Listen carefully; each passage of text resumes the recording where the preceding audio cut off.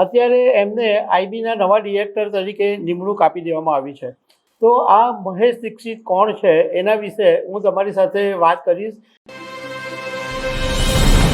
દેશની ગુપ્તચર agency intelligence bureau એટલે કે આઈબીના નવા ડિરેક્ટર તરીકે મહેશ દીક્ષિતની નિયુક્તિ કરવામાં આવી છે।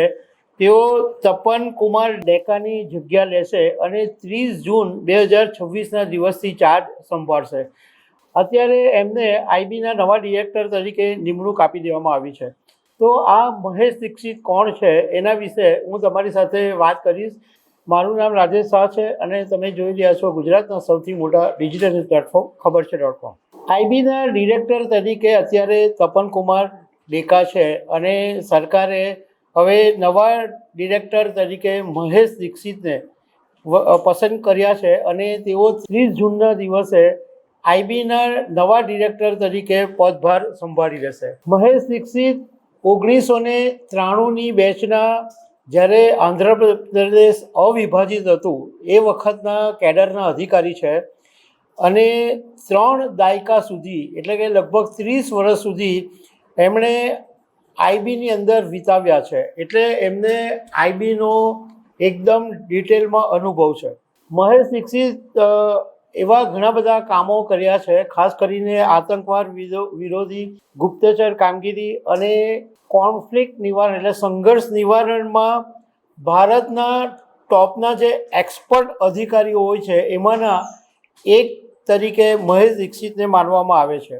એમનું જે મૂળ છે એ મહારાષ્ટ્રના નાસિકનું છે। મહારાષ્ટ્રના નાસિકમાં તેઓ જન્મ્યા હતા। પોલીસમાં જોડાતા પહેલાં પુણેની બીજે મેડિકલ કોલેજમાં એમને મેડિસિનનો અભ્યાસ કર્યો અને જ્યારે એમની કારકિર્દીની શરૂઆતમાં જે આઈપીએસ પસંદ થયા એમાંના એક હતા અને ઘણા બધા અધિકારીઓ મોટે ભાગે એવું વિચારે કે એમનું જે પિતૃક કેડર હોય ત્યાં જ પોસ્ટિંગ લે, પરંતુ એને બદલે મહેશ દીક્ષિતે આઈબીમાં પોસ્ટિંગ લીધું અને એમણે જમ્મુ કાશ્મીર, નાગાલેન્ડ, બિહાર, નક્સલ વિરોધી દેશ, સરહદ પાર આતંક વિરોધી કામગીરીની અંદર ઘણી એવી સારી મુખ્ય ભૂમિકા ભજવી।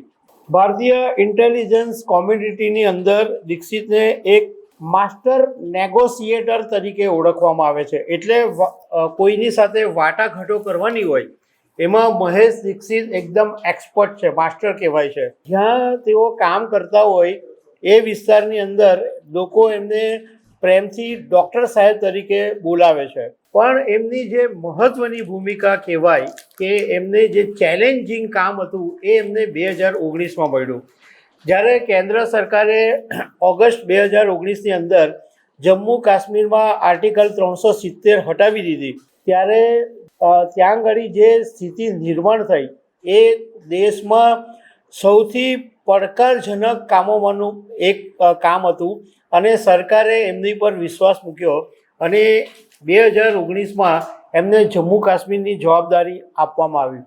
એ વખતે રાજકીય પ્રેશર એટલું બધું હતું કે આમ છતાં પણ એમણે જમ્મુ કાશ્મીર અને લદ્દાખની અંદર સ્થિતિ સ્થિર કરવામાં ખાસી એવી મહત્ત્વની ભૂમિકા ભજવી। એ વખતે શ્રીનગરમાં મહેશ દીક્ષિત સબસિડરી ઇન્ટેલિજન્સના વડા તરીકે કામ કરતા હતા।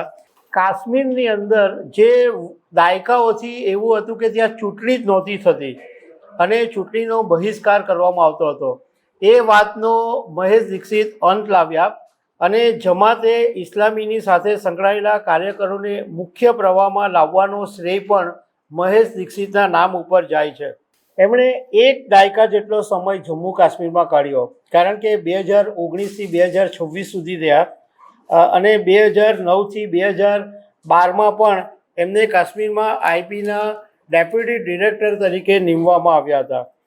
2024માં એમને આઈબીના સ્પેશિયલ ડિરેક્ટર તરીકે પ્રમોશન આપવામાં આવ્યું છે। એમને અનેક એવોર્ડ્સ પણ મળ્યા છે।